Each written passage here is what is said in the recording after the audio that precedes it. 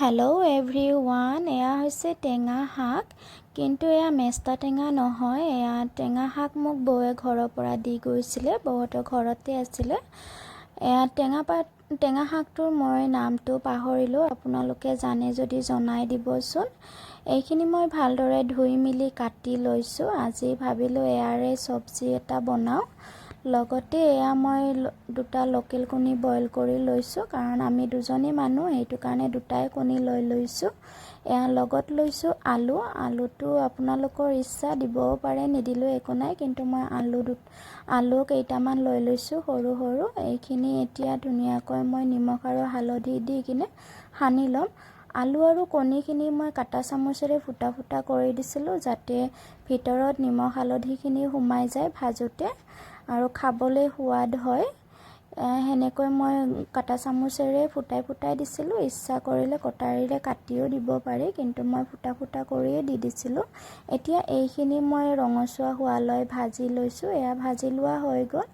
এতিয়া মই অকণমান পাঁচফোৰণ আৰু গোটা বেহৰ লৈ লৈছোঁ। বেহৰখিনি মই তেলত দি লগত এটা শুকান জলকীয়া আৰু 3টা কেঁচা জলকীয়া দি কিনে বেহৰখিনি চিটিকিব দিলোঁ। চিটিকা হোৱাৰ পিছতে এটা বিলাহী কাটি লৈ কিনে মই বিলাহীটোও দি দিলোঁ।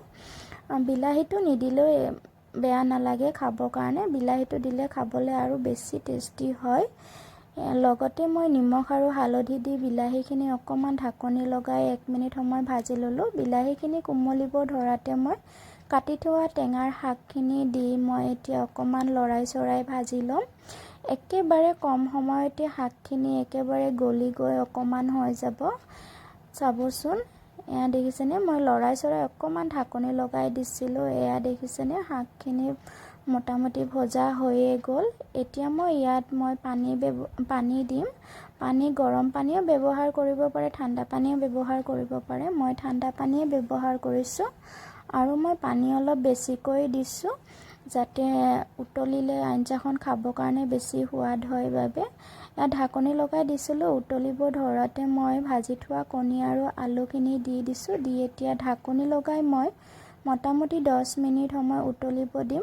লগতে নিমখ কম হোৱা যেন পালোঁ, সেইটো কাৰণে মই অলপ নিমখো দি দিছোঁ। এয়া দেখিছেনে, 10 মিনিট পিছত উতলি মোৰ পানীখিনিও অলপ শুহি গৈছিলে। এতিয়া টেঙাৰ চব্জি ৰেডিয়ে হৈ গ'ল। এইখন টেঙাৰ জোল বুলিয়ে ক'ব পাৰি, মই জোলকৈয়ে ৰাখিছোঁ অলপ।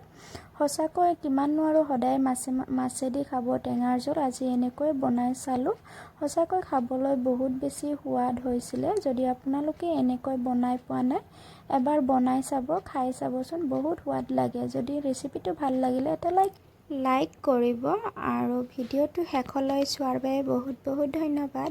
আজিলৈ আহিছোঁ, বাই বাই।